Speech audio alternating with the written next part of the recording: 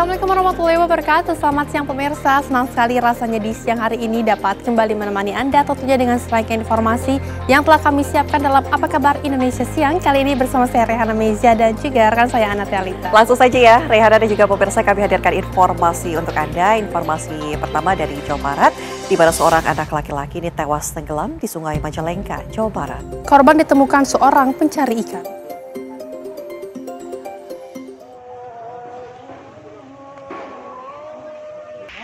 Malang nasib Alif Ramadhani yang masih duduk di bangku kelas 6 SD. Bocah 11 tahun tersebut ditemukan seorang warga yang sedang menjala ikan di Sungai Cilutung, Majalengka. Korban diangkat warga dari kedalaman 5 meter. Polisi menindaklanjuti penemuan jenazah Alif tersebut.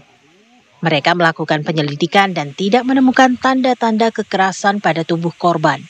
Menurut teman-temannya, Alif terpleset saat bermain bersama mereka. Sayang, Alif tak pandai berenang. Teman-temannya pun panik. Masih anak-anak mayatnya?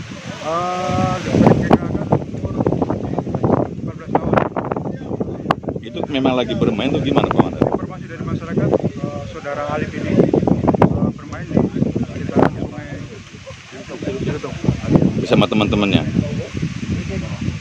Ya bermain bersama teman-temannya? Iya, Berapa orang Komandan? Kurang lebih 2 orang. 2 orang.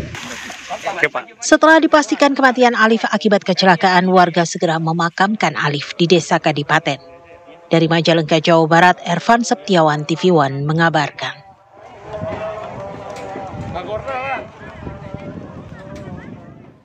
Diduga akibat korsleting listrik, sebuah kontainer yang dijadikan gudang dan mes karyawan di Kabupaten Bekasi, Jawa Barat terbakar. Kontainer gudang dan mes karyawan di sebuah PT Nana Yamano Teknik Migas ini dilalap si jago merah. Banyak bahan yang mudah terbakar membuat api dengan cepat merambat ke seluruh bagian dalam kontainer. Sebanyak 4 unit mobil damkar dikerahkan. Api baru bisa dipadamkan setelah 1 jam kemudian dan diduga kebakaran akibat korsleting listrik.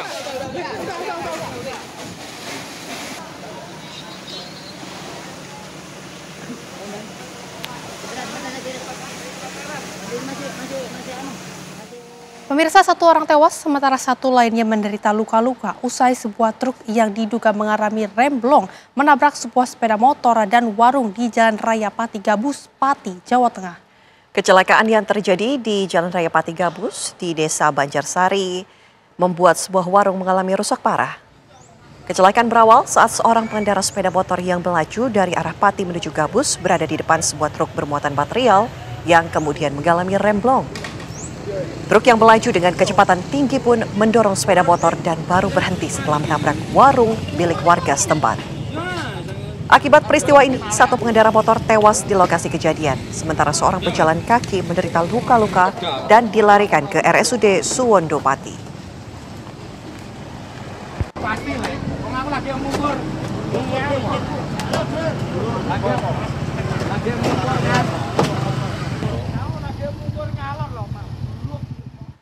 Pemirsa, tembok minimarket yang berada di Jalan Pekapuran Cimanggis roboh dan akibatnya belasan motor yang sedang terparkir tertimpa reruntuhan tembok hingga ringsek. Petugas bersama warga yang berada di lokasi langsung berupaya melakukan evakuasi puing-puing reruntuhan tembok yang roboh dengan alat seadanya. Menurut seorang juru parkir minimarket, selain menimpa 11 motor, pengunjung dan pegawai, 1 orang warga pun turut tertimpa hingga mengalami luka ringan dan sudah dibawa ke klinik terdekat. Guna kepentingan penyelidikan lebih lanjut, pihak kepolisian dari Polsek Cimanggis pun telah memasang garis polisi di lokasi kejadian.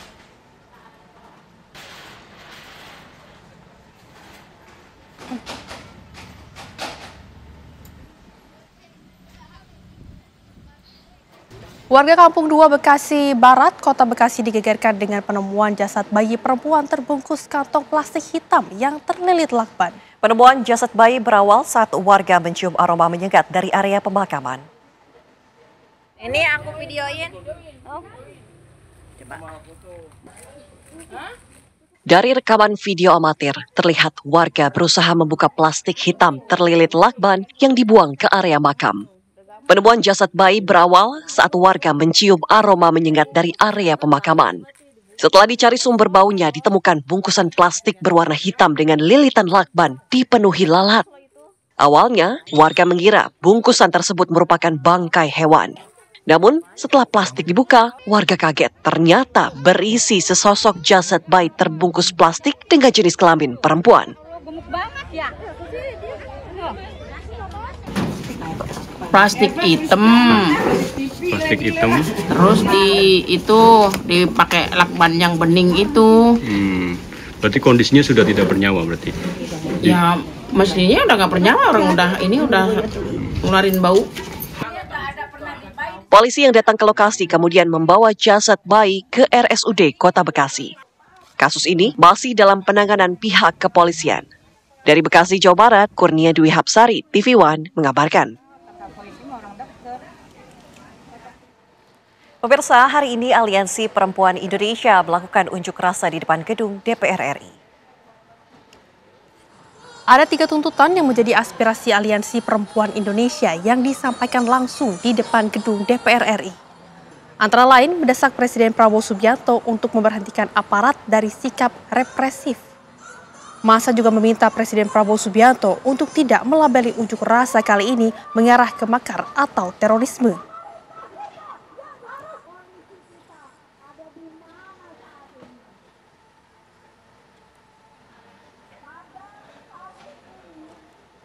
Pemirsa, kemarin Propam Polri mengadakan gelar perkara penabrakan Afan Kurniawan oleh kendaraan taktis Brimob di depan gedung DPR RI yang terjadi pada Kamis malam 28 Agustus lalu. Ya, Propam Polri turut melibatkan Komnas HAM dan Kompolnas dalam gelar perkara ini. Divisi Profesi dan Pengamanan Polri mengadakan gelar perkara penabrakan pengendara ojek daring Afan Kurniawan.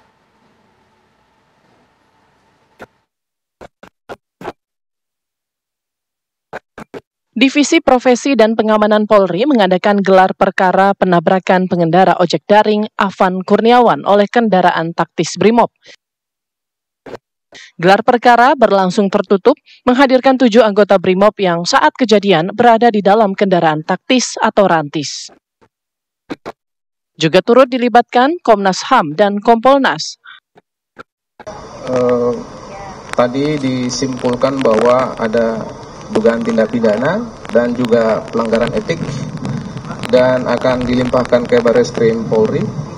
Komnas HAM akan terus melakukan fungsinya untuk melakukan pengawasan dan juga pemantauan terhadap proses ini untuk memastikan suatu proses yang berkeadilan dan juga patut.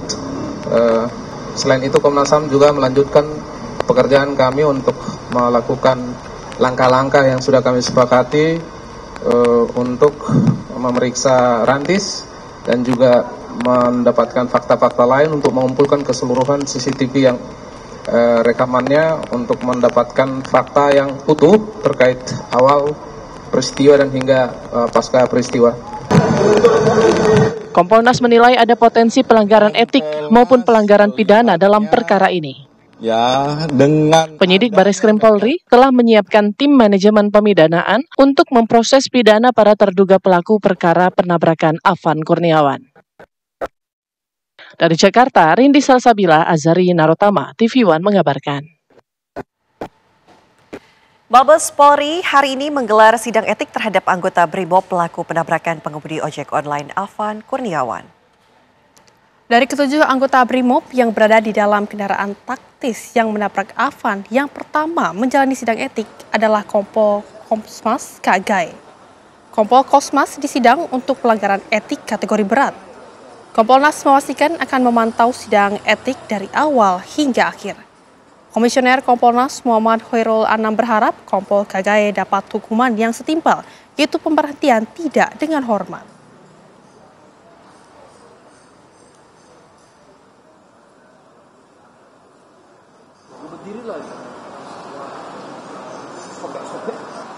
Sidang untuk yang kemarin diumumkan sebagai pelaku terduga pelanggar etik untuk kategori berat. Jadi 2 orang itu disidang duluan.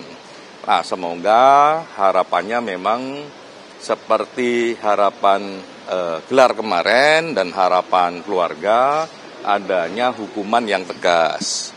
Kompolnas sendiri yang memang mendorong adanya PTDH. Karena ini penting bagi kita semua untuk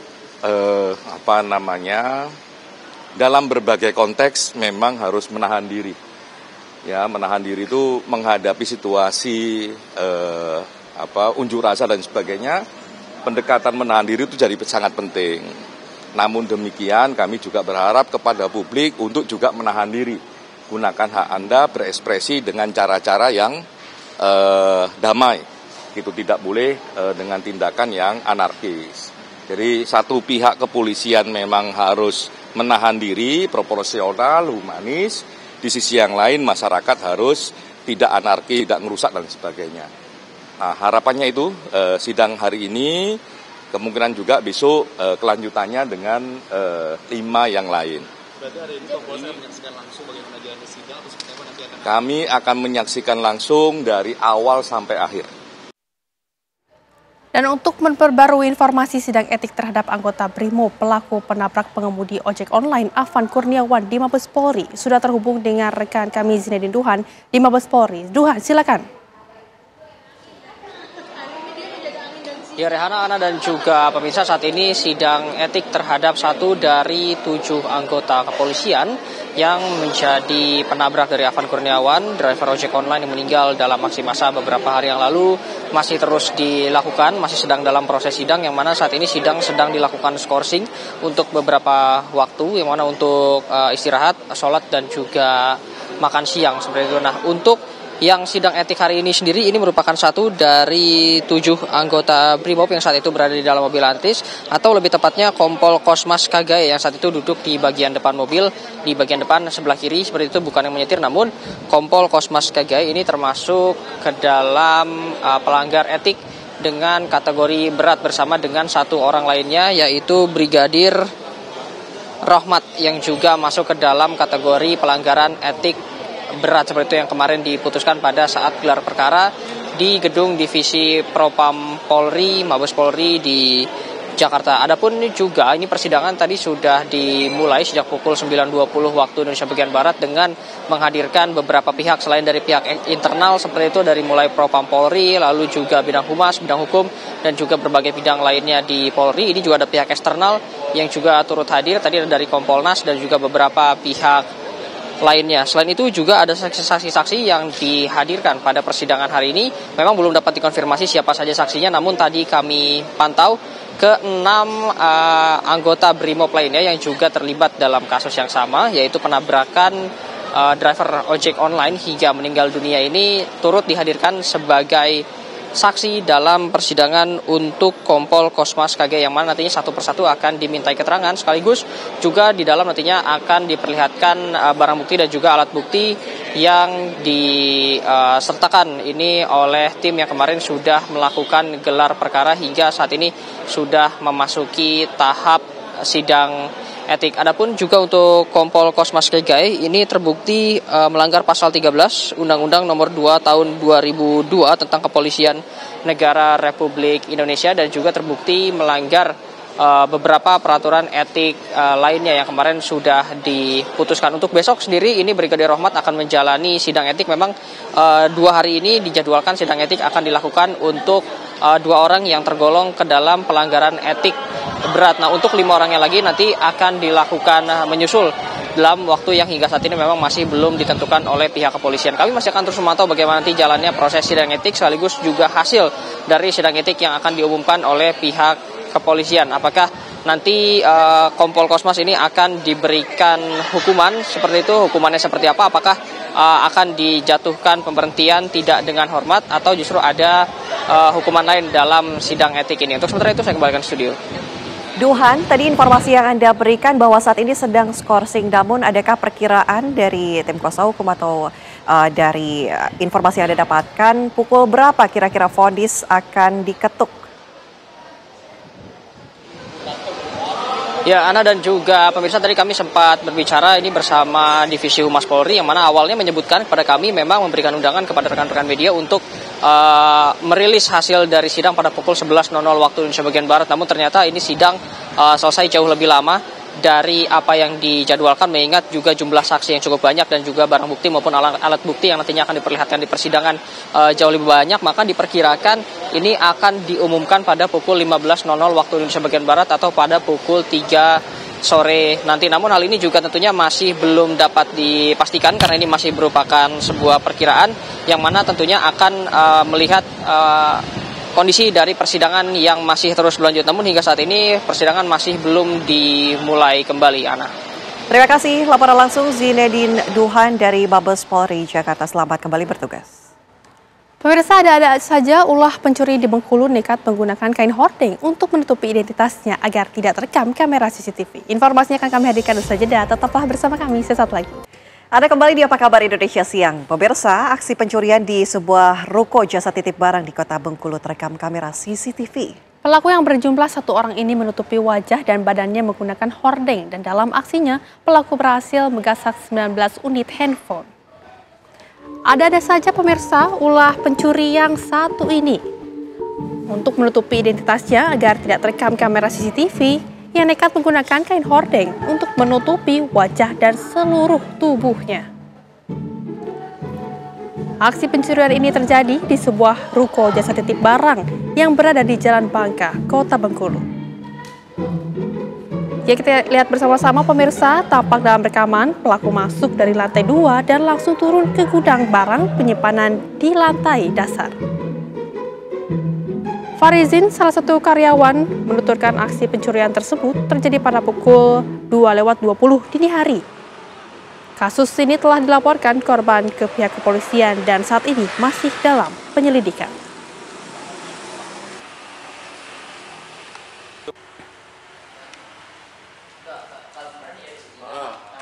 Pemirsa, tim Opsnal Satreskrim Polres Merangin berhasil membekuk 3 orang kawanan pelaku pencurian sepeda motor yang kerap beraksi di wilayah Kabupaten Merangin, Jambi. Satreskrim Polres Merangin menangkap 2 orang pelaku pencurian sepeda motor yang kerap beraksi di wilayah Kabupaten Merangin, Jambi. Kedua pelaku berinisial H dan A, merupakan warga Musirawas, Sumatera Selatan yang sudah beraksi di 7 lokasi berbeda di wilayah Kabupaten Merangin, Jambi. Usai menangkap kedua pelaku, polisi langsung melakukan pengembangan dan kembali menangkap pelaku S yang juga warga Musirawas Utara sebagai penadah sepeda motor hasil curian kedua pelaku. Pada polisi, pelaku H mengaku sudah 3 kali melakukan aksinya di wilayah Kabupaten Merangin dan juga merupakan residivis dengan kasus yang sama. Sementara pelaku S sudah 2 kali beraksi di Kabupaten Merangin, Jambi.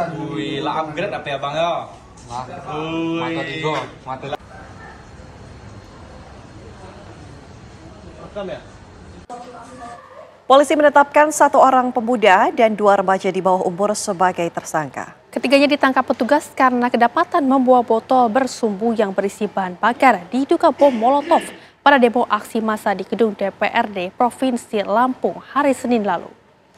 Inilah pemirsa video penangkapan yang dilakukan petugas TNI dan Polri terhadap seorang pria saat kedapatan membawa botol bersumbu yang berisi bahan bakar atau bom Molotov di Jalan Radin Intan Tanjung Karang Pusat, Bandar Lampung pada hari Senin lalu. Pria itu terpergok petugas yang melakukan pengamanan jalur saat ribuan massa aksi demo berkonvoi hendak menuju kantor DPRD Provinsi Lampung. Petugas juga mengamankan 2 remaja yang masih di bawah umur. Pada Selasa siang, ketiganya ditetapkan sebagai tersangka oleh penyidik Satreskrim Polresta Bandar Lampung. Ketiga tersangka yakni Fabio Jeffrey 23 tahun, serta MR 15 tahun dan RA 16 tahun. Ketiga tersangka ini pemirsa kini menjalani pemeriksaan dan ditahan di Mapolresta Bandar Lampung.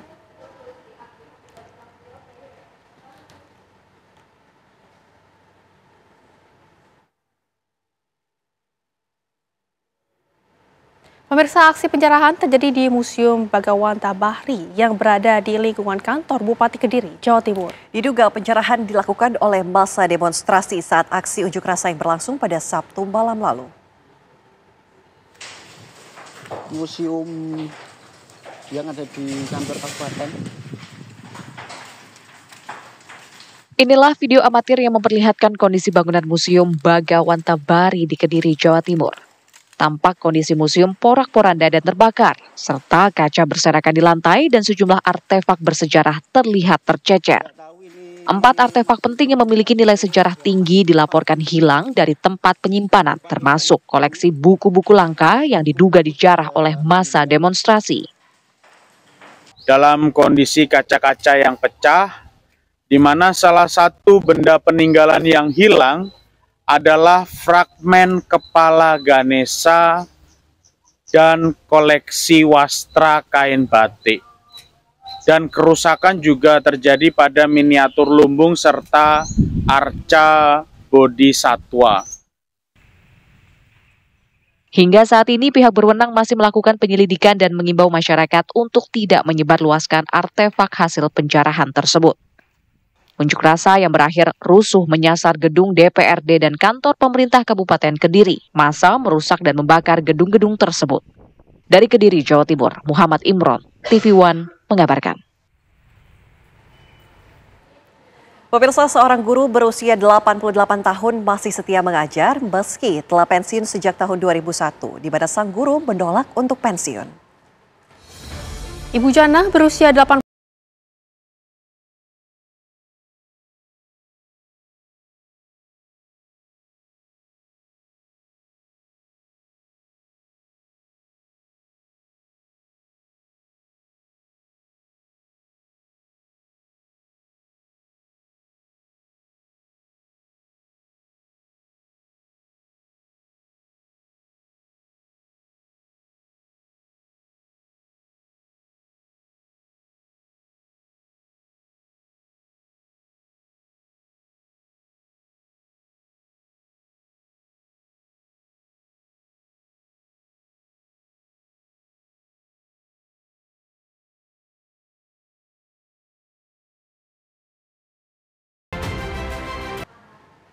Habisin.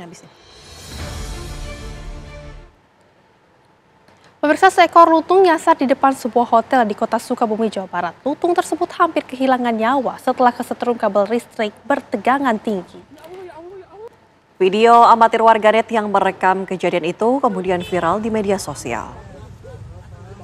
Awalnya petugas berusaha mengevakuasi lutung tersebut. Namun, lutung yang ketakutan justru melompat ke kabel dan tersetrum.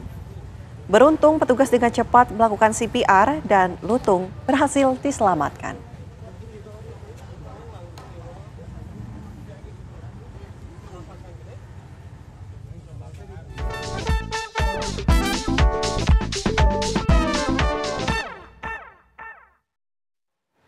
Pemirsa, penemuan 5 jenazah satu keluarga di Indramayu, Jawa Barat ini berawal dari kecurigaan keluarga yang sulit menghubungi korban sejak Kamis pekan lalu. Sesaat lagi informasi lengkapnya untuk Anda di Apa Kabar Indonesia Siang.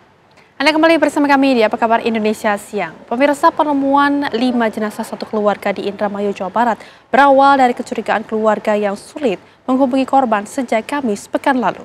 Keluarga yang mendobrak pintu depan rumah korban mendapati sejumlah bercak darah di area samping rumah pada Senin malam. 5 hari dinyatakan hilang. 5 orang satu keluarga di Kabupaten Indramayu, Jawa Barat Selasa pagi ditemukan tewas terkubur di belakang rumah. Keluarga yang mendobrak pintu depan rumah terkejut ketika mendapati sejumlah bercak darah hingga ditemukannya kaki yang menonjol di tanah. Kelima korban berada dalam satu lubang. Garis polisi pun masih terpasang di rumah keluarga Syahroni dan pasangan Budi dan Eis di Kelurahan Pauman, Kabupaten Indramayu.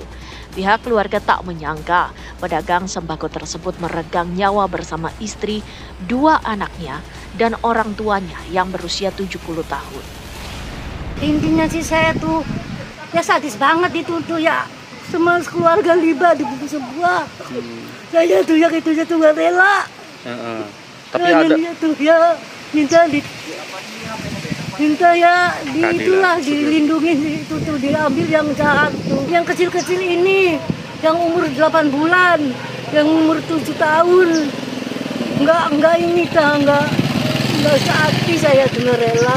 Itu dikuburnya satu tempat? Iya, situ tuh ada. Hingga kini, kelima jenazah keluarga masih berada di Rumah Sakit Bayangkara Losarang untuk dilakukan autopsi. Petugas pun hingga saat ini belum memberikan keterangan terkait kasus yang menggemparkan warga Indramayu. Dari Indramayu, Jawa Barat, Opi Riharjo, TV One mengabarkan. Isak tangis mewarnai kedatangan 5 jenazah yang merupakan satu keluarga yang ditemukan tewas dikubur di sebuah taman belakang rumah berlantai 2 di Indramayu, Jawa Barat.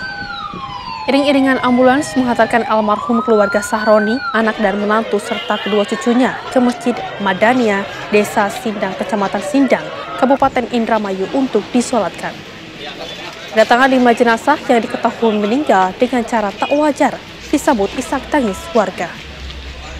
Pihak keluarga tak menyangka juragan sembako tersebut meregang nyawa bersama istri dan 2 anaknya dan orang tuanya yang berusia 70 tahun. Diduga kuat kematian 5 korban, yang 2 diantaranya masih balita merupakan korban pembunuhan. Keluarga berharap petugas cepat mengusut tuntas misteri kematian 1 keluarga tersebut.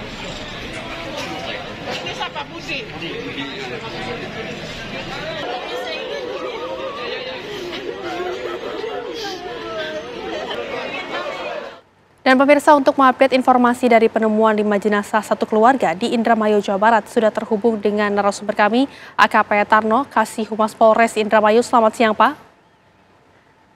Selamat siang, Mbak Ana dan Mbak Rehana. Baik, tentunya kami turut berduka cita dengan apa yang terjadi di sana, Pak. Bagaimana hingga saat ini perkembangan kasus terbaru, Pak? Silakan. Ya, terima kasih. Perlu kami informasikan bahwa hari ini telah dimakamkan kelima jenazah.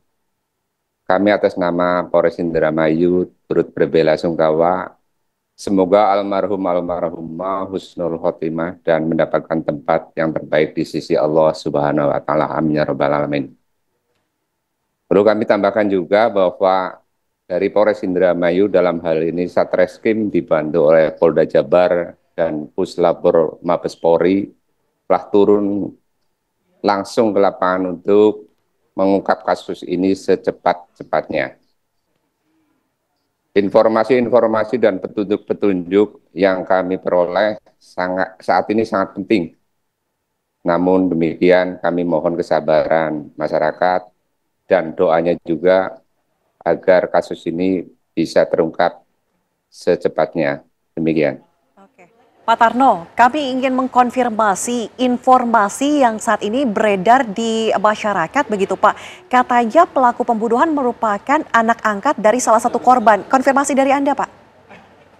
Iya. Terima kasih. Informasi sekecil apapun atau petunjuk-petunjuk apapun akan kami terima, akan kami dalami, dan kami tindak lanjuti. Namun demikian, kami berharap masyarakat tetap sabar, tetap tenang. Mudah-mudahan hasilnya cepat terungkap supaya kasus ini bisa terang benderang, bisa dapat dipertanggungjawabkan apa yang kami lakukan penyelidikan saat ini. Baik, Pak, lantas bukti-bukti apa saja yang sudah didapatkan dari pihak kepolisian, Pak? Ya, bukti-bukti masih ada didalamin oleh teman-teman di lapangan untuk bisa mengungkap kasus ini secepat-cepatnya. Mohon maaf, tuh bukti-bukti masih didalamin oleh teman-teman di lapangan. Oke. Untuk terduga tersangka, Pak, atau pemeriksaan saksi, sudah berapa orang yang dilakukan pemeriksaan, Pak? Kami klarifikasi, belum ada penentuan tersangka ataupun yang lain-lain. Namun demikian, kami telah meminta keterangan beberapa orang yang kemarin dari awal itu sudah 5 orang yang kami mintai keterangan. Hal demikian bisa bertambah sesuai dengan kepentingan untuk penyelidikan dalam pengungkapan kasus ini. Baik, artinya sudah ada pemeriksaan saksi, Pak. Lantas 5 orang yang sudah diperiksa itu siapa saja, Pak? Dan apa keterangan dari mereka? Apakah sebelum kejadian ini adakah cekcok internal antara pihak keluarga, Pak? Ya, terima kasih. Jadi untuk materi pemeriksaan atau permintaan keterangan dari warga masih didalamin oleh teman-teman di lapangan. Hal tersebut insya Allah mudah-mudahan secepatnya kami ungkap supaya kasus ini cepat terungkap. Oke, Pak, untuk kondisi korban ini pada saat ditemukan, Itu dari laporan pihak kepolisian atau dari bukti-bukti yang didapat, ini sudah berapa lama terkubur di tanah di halaman rumah tersebut, Pak? Ya, dari kondisi korban atau jenazah pada saat dilakukan penggalian, diperkirakan kurang lebih 3 atau 4 hari jenazah yang ada di situ. Untuk itu kenapa kemarin, karena kondisinya yang sudah mengeluarkan bau busuk dan ada beberapa memang tidak terlihat, kurang jelas.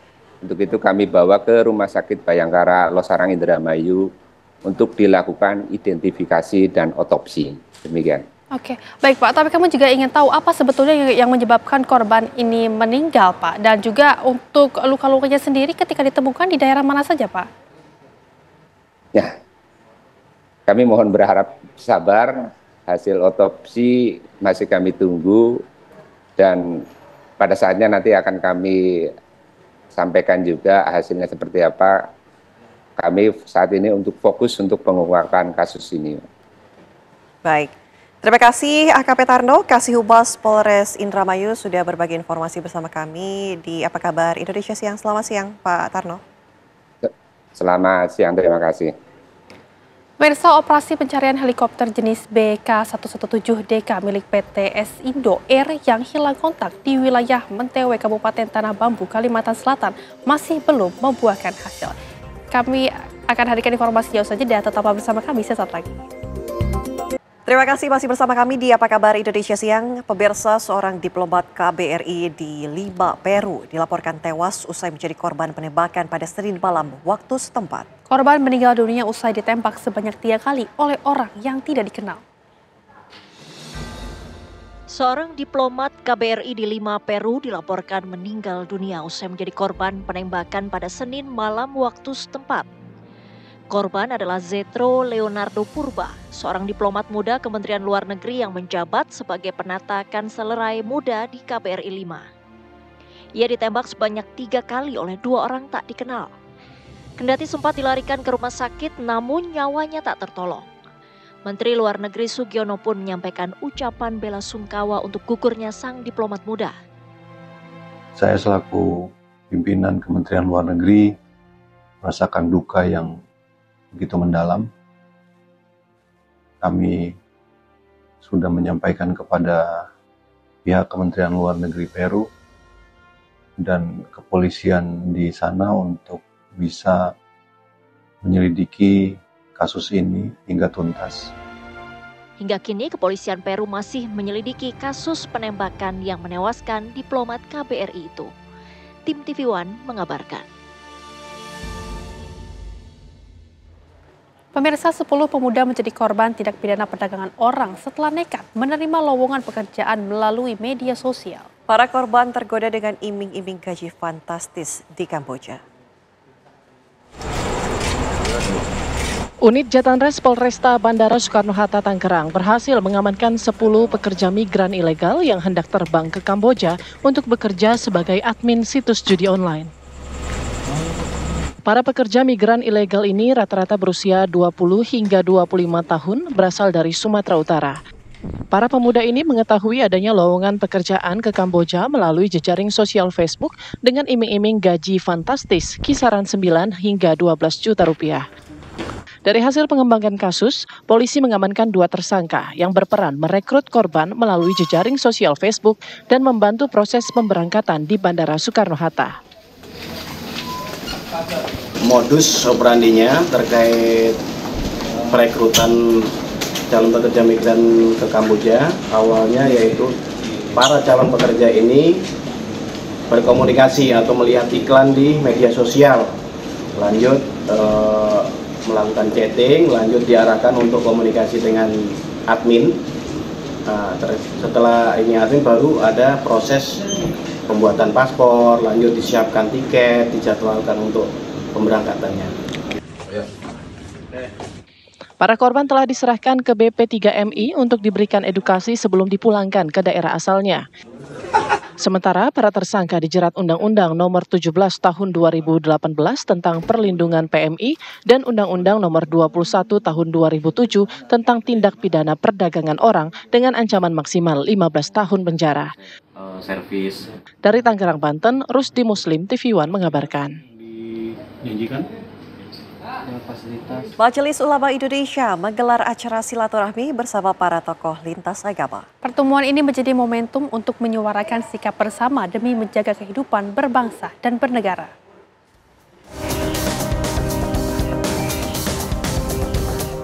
Majelis Ulama Indonesia menggelar acara silaturahmi bersama para tokoh lintas agama pada Selasa siang. Dalam forum ini, para tokoh lintas agama secara bergantian membacakan pernyataan sikap. Mereka menyampaikan duka cita mendalam atas jatuhnya korban jiwa maupun luka dari aksi demonstrasi yang terjadi sepekan terakhir. Para tokoh juga mengingatkan masyarakat agar lebih bijak dalam menerima dan menyebarkan informasi, terutama melalui media sosial guna menghindari penyebaran hoaks yang berpotensi memecah belah persatuan. Selain itu, mereka menegaskan pentingnya kewaspadaan terhadap segala bentuk adu domba antar agama, suku maupun golongan.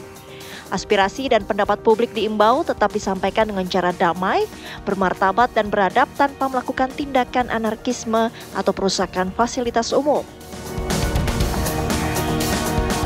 Ketika terjadi hal-hal yang tidak kita inginkan, maka harapan kami ini tokoh-tokoh ini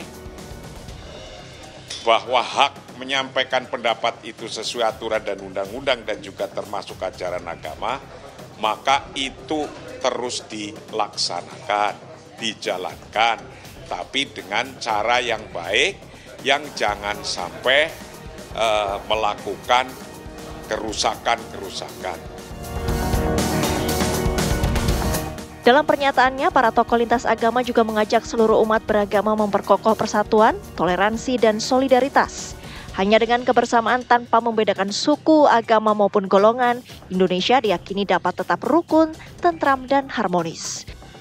Dari Jakarta, Vanessa Liu, Syahrul Hidayat, TV One mengabarkan.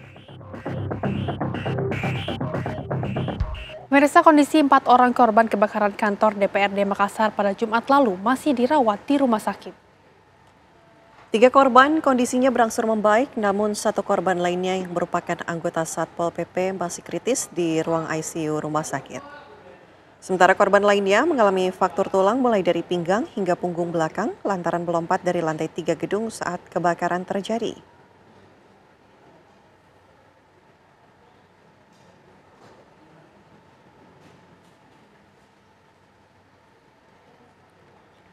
Pemirsa, Partai Nasdem menindaklanjuti penonaktifan anggota mereka Ahmad Sahroni dan Dafa Urba setelah keduanya membuat pernyataan yang tidak berempati hingga membuat rakyat marah. Partai Nasdem meminta pemimpin DPR untuk membekukan segala gaji, tunjangan, dan fasilitas yang melekat pada keduanya saat masih aktif menjadi anggota DPR. Ya, tindak lanjut dari penonaktifan Ahmad Sahroni dan Dafa Urba dari status keanggotaan DPR RI, DPP telah mengirim surat kepada fraksi di DPR melalui surat nomor 168 untuk membekukan semua fasilitas atas kedua orang tersebut, baik gaji, tunjangan, dan fasilitas lain yang melekat terhadap mereka dalam status kedewanan. Untuk selanjutnya, 1 tahap lagi kita akan membawa kasus ini ke Mahkamah Partai. Nanti Mahkamah Partai lah yang akan memutuskan kasus ini secara final dan mengikat, sehingga semua menjadi clear. Demikian yang dapat kami sampaikan. Pemirsa, operasi pencarian helikopter jenis BK117D3 milik PT Indo Air yang hilang kontak di wilayah Mentewe, Kabupaten Tanah Bambu, Kalimantan Selatan masih belum membuahkan hasil. Memasuki hari kedua pencarian, tim gabungan sudah dikerahkan sejak pagi, baik melalui jalur udara maupun darat. Cuaca buruk disertai hujan membuat pencarian udara sangat berisiko dan sulit dilanjutkan. Selasa kemarin, tim memulai pencarian sejak pukul 7 waktu Indonesia Tengah. Bahkan berhasil mencapai titik terakhir yang terpantau melalui flight radar. Tetapi hingga pukul 18.00 hasilnya tetap nihil. Hingga kini keberadaan helikopter dan para penumpangnya masih menjadi misteri. Hasil pencarian sampai dengan pukul 18.00 oleh tim SAR gabungan darat, hasilnya masih nihil, belum ditemukan tanda-tanda pasti ditemukannya target. Nah, kemudian kendala yang kami hadapi hari ini, yang pertama itu adalah faktor cuaca. Cuaca di lokasi pencarian itu berubah-ubah setiap saat. Jadi tidak bisa diprediksi dalam waktu yang lama. Pemirsa, kami harus jeda terlebih dahulu. Saya jeda, kami kembali dengan informasi lain untuk Anda sesaat lagi. Kembali bersama kami di Apa Kabar Indonesia Siang. Pemirsa, unjuk rasa yang berujung ricuh di Jakarta tidak hanya meninggalkan jejak kerusakan di jalanan, pasar pun tentunya ikut lumpuh. Ratusan pedagang kehilangan pembeli dan rasa aman warga pun ikut terganggu. Anda bisa simak liputan reporter Yulinda Tridewi bersama juru kamera Ahmad Zainal. Hari-hari biasa, Pasar Matraman ini dipenuhi oleh aktivitas warga. Para pedagang menjajarkan barang dagangannya dan para pembeli berlalu-lalang untuk mencari kebutuhannya. Namun beberapa hari kebelakang, ini kerusuhan melanda Jakarta yang mengakibatkan ketegangan dan juga mempengaruhi denyut ekonomi yang ada di kawasan ini. Lantas, apa kata pedagang? Berikut liputannya.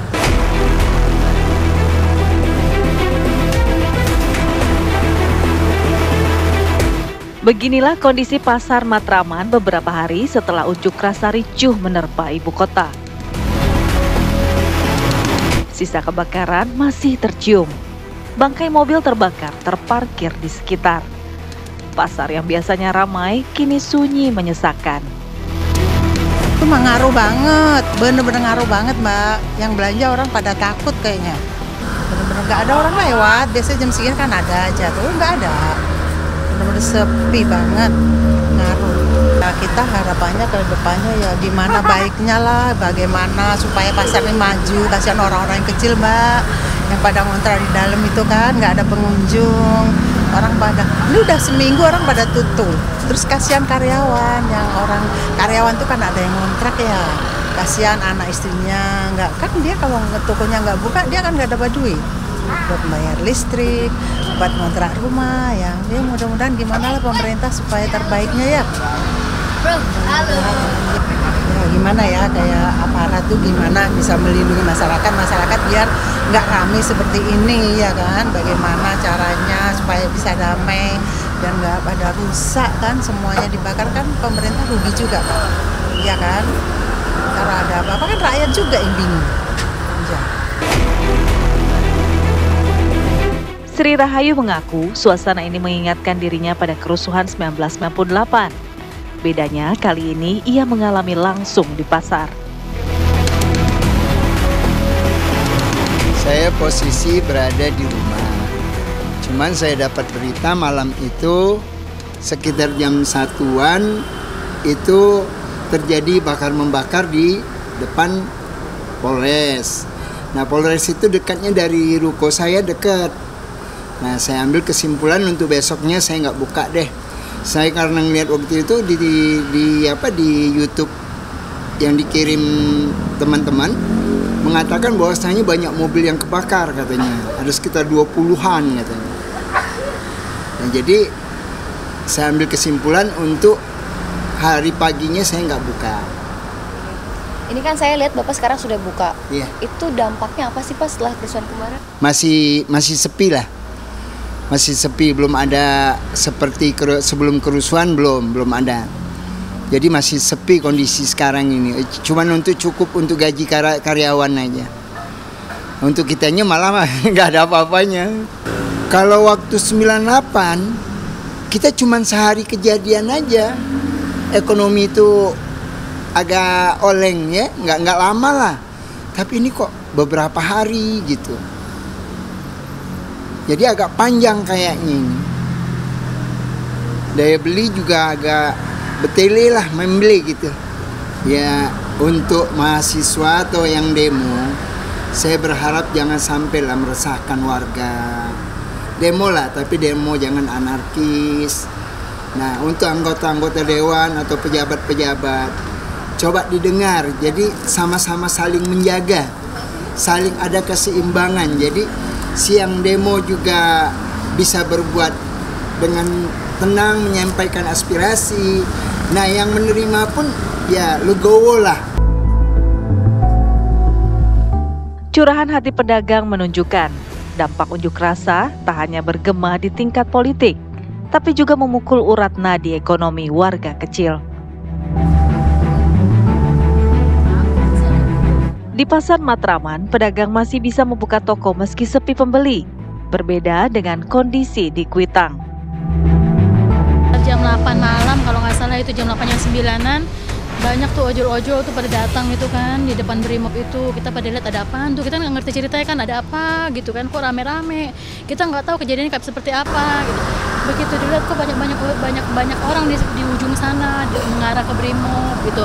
Datanglah tuh ojol 1, 2, 3 tuh orang-orang pakai baju hijau-hijau tuh masuk ke sini.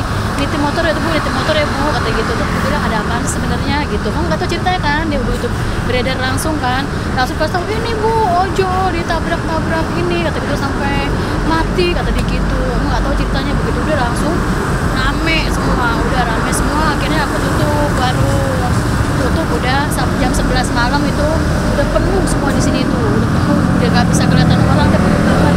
Akhirnya tutup jam 11 malam, kita mulai beres gitu. Nah, Jumatnya kita mulai tutup, kita nggak jualan. Nah, pas Jumat itu pagi kita masih aman ini ya.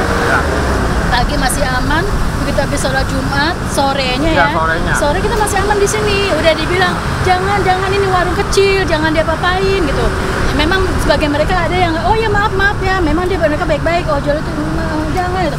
Begitu ini penjaraan ini, begitu ini dibakar, habis sore jam 3 ini ya. Iya. Dibakar sore jam 3-an, mulai mereka tuh udah dijarah semuanya nih, habis semuanya itu piring-piring gelas habis semuanya. Jadi kejadiannya itu pas mereka kiranya di dalam Atra ini ada Brimob. Iya. Nggak ada sebenarnya gitu, makanya aku bilang kok sampai ke warung-warung kecil, kita kan cari makan dari situ, hari-hari kita dari situ.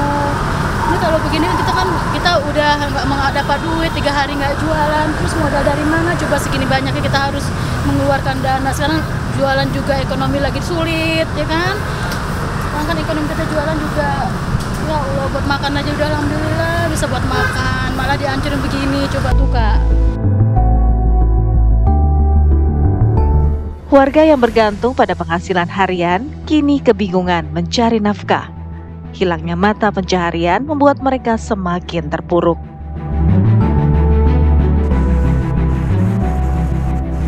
Pemirsa, unjuk rasa seringkali dikaitkan dengan urusan politik. Namun di balik itu semua, dampak yang paling terasa ialah pada sisi kemanusiaan. Bahkan para pedagang di Pasar Matraman dan juga di area Kuitang ini menjadi korban. Padahal mereka hanya mencari nafkah. Rasa aman sulit dicari. Hal ini menandakan bahwa kerusuhan bisa menyebabkan dampak bagi para warga, khususnya bagi para pedagang yang ada di area sekitar kerusuhan. Dari Jakarta, Yulia Tridewi, Ahmad Zainal, TV One mengabarkan.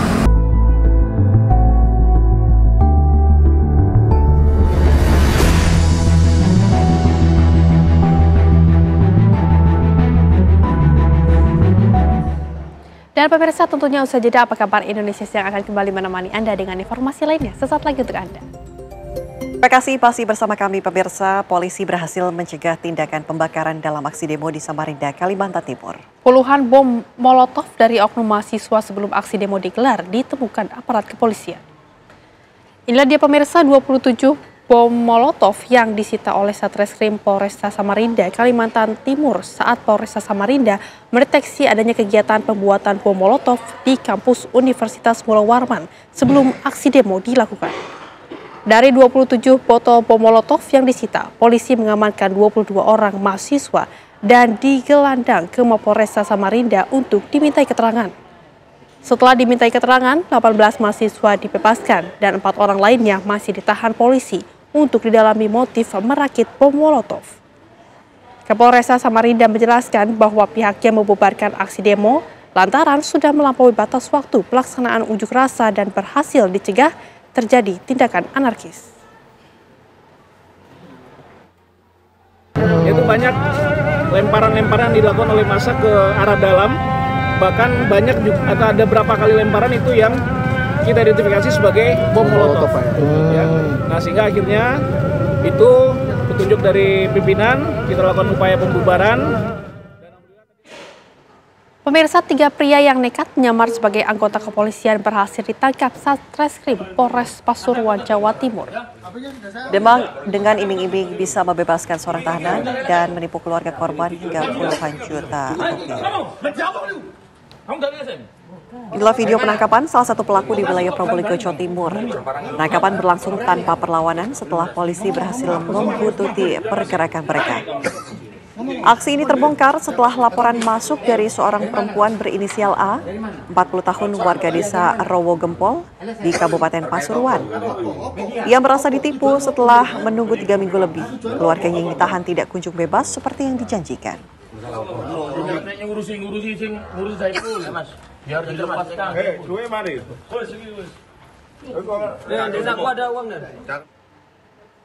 Pemirsa, kondisi rumah Uya Kuya yang berlokasi di Pondok Bambu, Jakarta Timur setelah dijarah massa masih berantakan dan belum dibersihkan. Hanya pagar seng dan triplex yang terpasang untuk menutupi kondisi di dalam rumah. Sementara itu, garis polisi masih melintang di sekitar rumah Uya Kuya.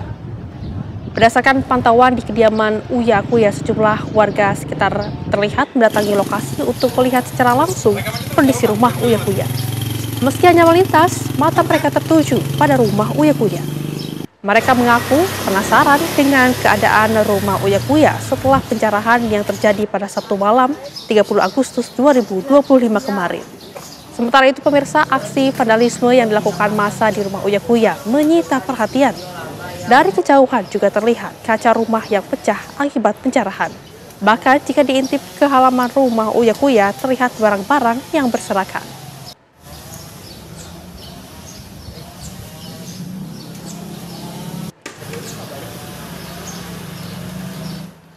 Seorang oknum kepala desa di Kabupaten Magelang, Jawa Tengah ditangkap usai diduga menggelapkan aset desa senilai 1 miliar rupiah untuk judi online. AS berusia 38 tahun, kepala desa Selomerah, Kecamatan Ngablak, Kabupaten Magelang diamankan Satreskrim Polresta Magelang. Tersangka yang telah menjabat kepala desa selama 1 periode ini diduga melakukan penyelewengan aset desa berupa uang dari bendahara desa, menjual bantuan 20 ekor sapi hingga menggadaikan 2 sepeda motor dan 1 unit mobil. Tak tanggung-tanggung, nilai aset desa yang diselewengkan mencapai 1 miliar rupiah. Menurut Kasat Reskrim Polres Magelang, selain digunakan untuk kepentingan pribadi, uang hasil penggelapan aset juga dipakai tersangka untuk top up judi online.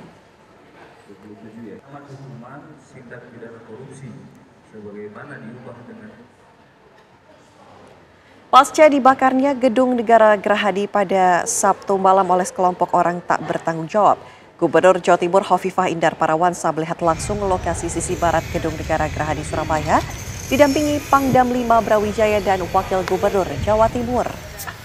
Hovifah, pemirsa, melihat langsung ruang kerja Wagub Jatim yang ludes terbakar. Selain ruang kerja, pagar Gedung Negara Gerahadi juga rusak parah. Dan sementara itu, pemirsa, untuk memastikan situasi kondusif, pasukan Arhanud TNI Angkatan Darat dikerahkan untuk melakukan patroli keliling Surabaya.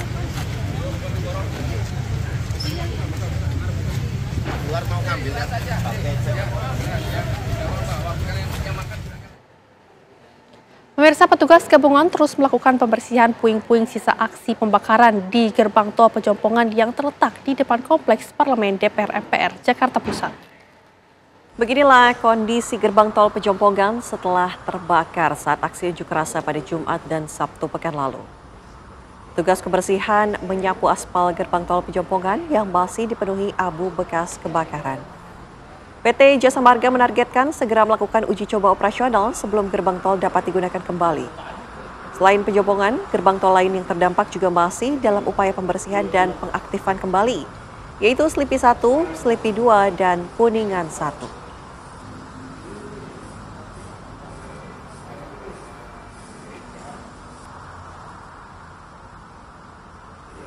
Ojek online yang tergabung dalam Aliansi Taktis Aksi 177 URC bergerak melakukan aksi Long March dengan berjalan kaki di sekitar Monas di Jalan Medan Merdeka Selatan, Jakarta Pusat.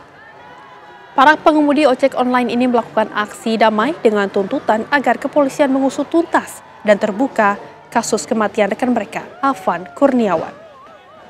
Aksi yang dijaga ketat ratusan aparat kepolisian dan TNI ini merupakan aksi damai. Para pengemudi ojek online ini memberikan bunga sejuta mawar kebaikan kepada aparat TNI dan Polri sebagai bentuk permintaan maaf dan perdamaian. Kapolsek Gambir menyambut baik aksi damai yang dilakukan oleh para ojol Jabodetabek ini. Untuk menghindari hal yang tidak diinginkan, sekitar 500 personel gabungan disiagakan.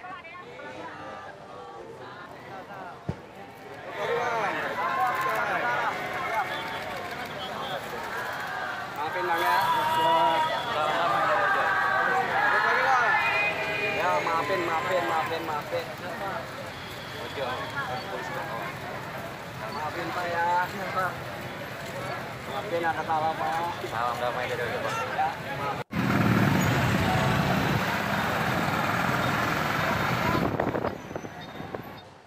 Pemirsa, warga Palestina di Gaza putus asa dan kelelahan karena harus mengungsi dari satu tempat ke tempat lainnya.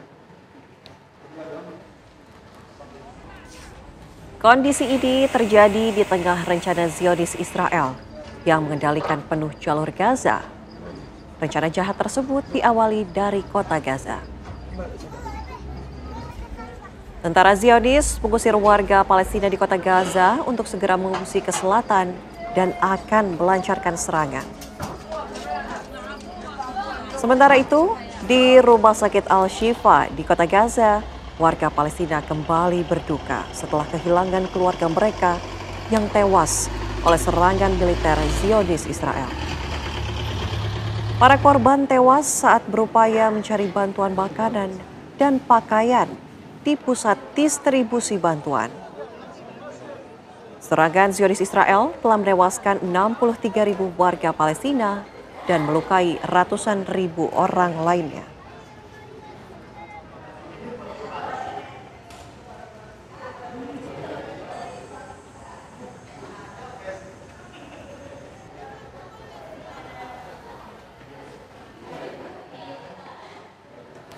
Pemirsa, Belgia mengambil langkah bersejarah dengan menyatakan akan mengakui negara Palestina dalam sidang umum PBB pada bulan September.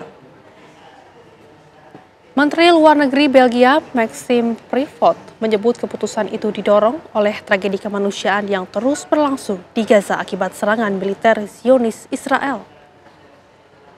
Selain itu, Belgia juga akan menjatuhkan sanksi terhadap pemerintah Israel.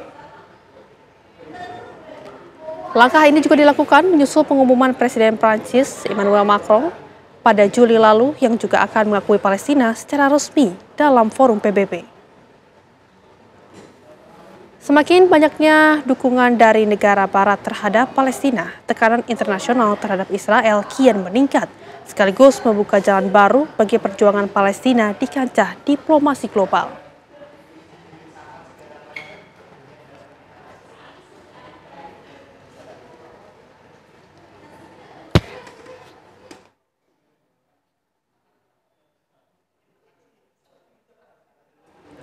Pemirsa, informasi tadi sekaligus menjadi penutup jumpa kita di Apa Kabar Indonesia Siang. Saya Anatelita. Dan juga saya Rehana Melizia mewakili segenap yang bertugas. Izin pamit undur diri. Terima kasih. Sampai jumpa.